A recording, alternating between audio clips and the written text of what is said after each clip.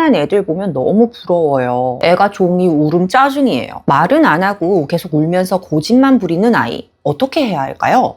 이지아이.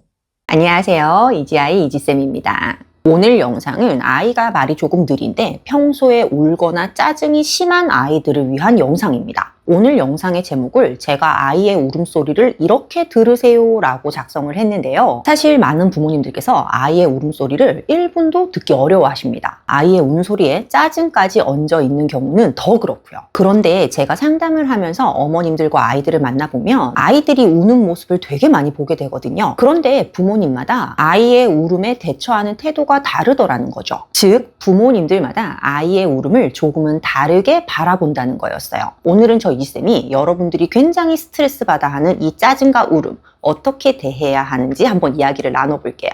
바로 시작합니다. 집에서 아이가 짜증을 내면서 울면 나도 모르게 아이의 요구를 바로 들어주신 경험 혹시 있으세요? 아이가 울면서 손으로 장난감을 가리키면 그걸 바로 꺼내준다든지 하는 일이요. 아이가 비교적 어렸을 때는 아이의 울음을 들으면 엄마의 마음이 쉽게 약해져요. 내 아이가 울 것 같으면 울기 전에 먼저 다 해결해주고 싶기도 합니다. 그런데 이게 반복되다 보면 문제로 쌓일 수 있어요. 특히 아이가 말이 느린 경우라면요. 자, 여러분 우리 한번 생각해 볼게요. 지금 우리 아이가 혼자 놀 때 무슨 소리를 내나요? 엄마 이거 잘 안 끼워져. TV에서는 이렇게 하던데. 엄마 이거 같이 하자. 이렇게 문장으로 능수능란하게 말을 하면서 노나요? 아니잖아요. 아이가 말이 조금 느리다 보니 현재 노는 모습을 관찰해보면 조용하게 놀거나 아니면 와, 이야 같은 감탄사 위주로 말을 하거나 아니면 자기가 표현할 수 있는 단어 정도로 말을 하면서 놀고 있을 겁니다. 혹은 이게 뭐야? 이게 뭐야? 계속 물어보면서 놀고 있을 수도 있어요. 바로 여기가 포인트예요. 지금 우리 아이에게는 울음이나 짜증 섞인 소리가 현재 아이가 할 수 있는 가장 편한 의사소통 방법이라는 거예요.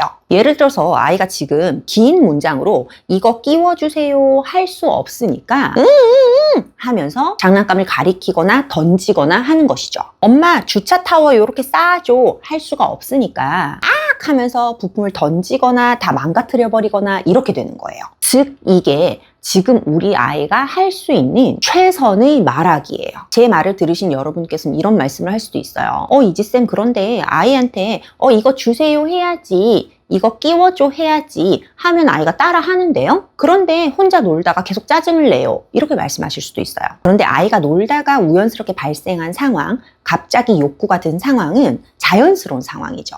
그 순간순간 그 말이 바로바로는 나오지 못하는 상태일 수 있는 거예요.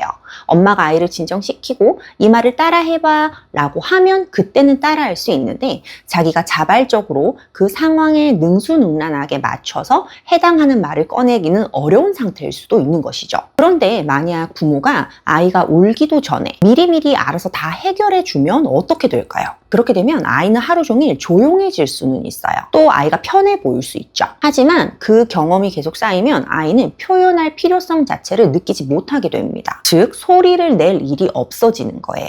이지쌤 그러면 아이를 그냥 울게 냅두라는 건가요? 그건 아니에요. 그럼 어떻게 해야 할까요? 아이의 울음을 조금만 다르게 바라보자는 거예요. 우리 어른들에게 울음은 뭔가요? 너무 슬프거나 화가 나거나 또 속상할 때 울잖아요. 이미 말을 완전히 할 수 있는 어른에게 울음이라는 것은 강한 감정을 표현하는 수단이에요. 그래서 우리는 무의식 중에 아이의 울음은 아이가 지금 힘들어하는 거다 이렇게 받아들이게 되거든요. 그리고 또 사랑하는 내 아이니까 빨리 달래주고 싶은 마음도 당연하고요. 제가 센터에서 아이들과 언어 치료를 하면 하루에도 12번씩 아이들의 우는 소리를 듣거든요. 그럴 때 이 아이가 지금 우는 이거는 요거를 원해서 이렇게 표현하는 거구나. 이게 지금 하기 싫어서 이렇게 표현하는 거구나. 잘 안 되니까 도와달라는 거구나. 이렇게 울음소리에 숨겨진 의사소통을 파악하면서 소통을 높여주고 있어요. 근데 정작 제가 옛날에 아들을 낳았을 때는요. 정말 신기하게도 제가 언어치료사로 일을 하면서 매일매일 아이 울음소리를 들었는데도 제 아들의 울음소리는 1분을 채 못 듣겠더라고요.